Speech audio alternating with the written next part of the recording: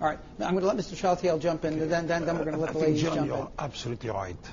I love it when people say that. You're absolutely right. The issue is that how can all the elected officials today suddenly got religion? They're against red tape. They've created the red tape. I mean, elected officials are, by the way, a close partner of an elected official, current mayor. How can they do this? I think this is, I would propose we have an election every 2 years. This is wonderful. It's wonderful they change suddenly, and get religion. The fact of the matter is we have a big problem in our hands, and we need some change here. We need something new. What's the change, though? What is the change? Tell me what you would change. Well, I tell you, I will be the one fresh and new as a businessman. Fresh doesn't necessarily mean better. Tell us what you would change. I agree with you. The change in these particular issues that you can't abuse the system. As I said yesterday in some other debates, a contract is a contract. We have to be respectful of a contract. People who sign a contract should not come 1 week later and say, I made a mistake, I'm sorry, I'm denying it. But you can take action. You abuse the system. If you abuse the system under a contract, you should be immediately terminated. This is what you do in business. Just terminate first. And all new people joining... People have rights. You can't just fire them, right? No. They abuse the system. They have rights in private companies too. Right. Obviously, But, I mean, if you abuse the system, as there have been huge abuses, as you know, you have got to take tough action. Plus, the new employees have got to be immediately under a new system. Well, you're talking and talking and talking. Let me let Commissioner June Kiliani, and then we'll let Mrs. Goodman jump in. Okay. But let me just. Okay. But again, I'm going to ask you the similar question that I asked Councilman. Because of your background, right. How are you going to have the credibility to come in and say, I'm going to be the mayor who really looks out for these personnel costs? Because you've spent a good part of your career defending people, representing people in these contract negotiations. I have a respect for working men and women, so I'm not going to trash them just because it's hard times. I'm not suggesting that. You know that. That said, I have also been known for going in and dealing with the budgets, John. So people can trust very carefully that I know that I've done the homework to see whether or not something can be paid for, and that's part of what you have to do when you're doing collective bargaining. If you are going to, I'm the one who raised the issue in the health district when I found out that management was getting 0.57% of longevity on a salary of $200,000. Why is that? I'm the one who, when I first got on fiscal affairs, the meetings used to be 15 minutes long and everybody was complaining because they were an hour and a half long. I'm the one who actually looks at the budgets, found a helicopter in one in capital list from Metro at one time and raised the question, and they went, oh, maybe we don't really need this. I think the public can trust that I will do my homework. And when I do my homework, I also then can earn that trust back to say, we don't have the funding to be able to fund this. You have to take concessions. And in fact, on the county commission, the only contract that we've had has been the SEIU contract, and we got concessions last year from them. That'll be coming back. So for those of us that have been and had the opportunity, at least in my one term, I've not voted on a contract that does that. But we need transparency in this. And I'm a proponent of making sure that you do this in the open. And so I think that that's part of what we can do in the negotiations. Let me ask Carolyn Goodman about this. I bet that your husband came home many nights in the last year or two frustrated with the collective bargaining that local government employees had, because he expressed it publicly a lot.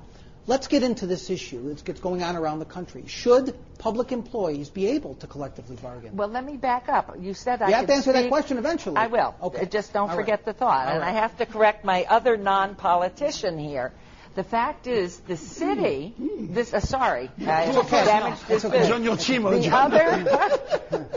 the city did go through those negotiations. Everybody sacrificed. They're down to a 4-day work week.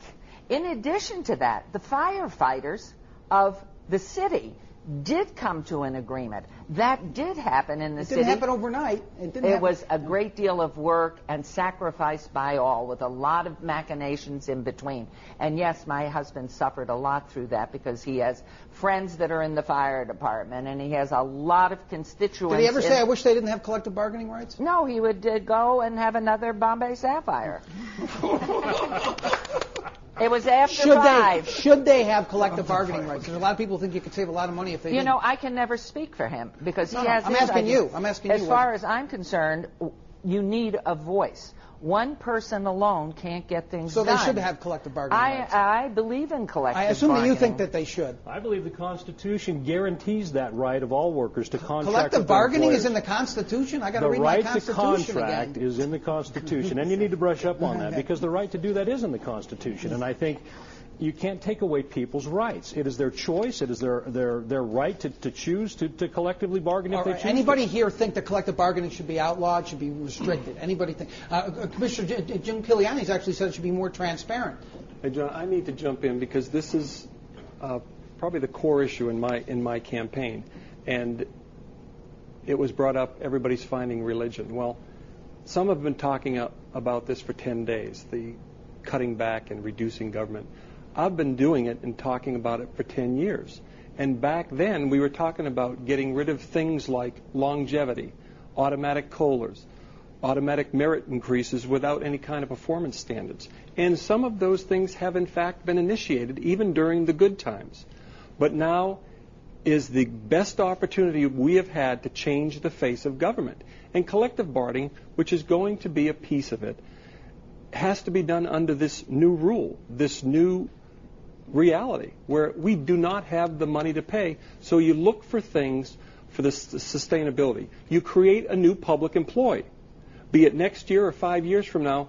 If a firefighter comes on, if a custodian comes on, if anyone comes on that's part of a collective bargaining unit, they're coming on under a new set of standards. But I've been talking about it for over a decade. Let's shift gears and talk about, again, something the mayor does preside over, and that's downtown redevelopment, which your husband has done a lot on. But there's been some controversial deals, and I'm going to start with Mr. Chaltiel here, because I know he sometimes feels left out with all these politicians.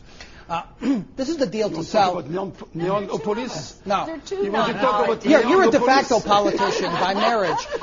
No, let's talk about the deal to sell City Hall. All right, and Zappos is going to move in there, and Andrew Donner has made this deal. I'm going to describe the deal. And I want to see if you'll all endorse it wholeheartedly. Here's how the RJ described the deal to sell City Hall.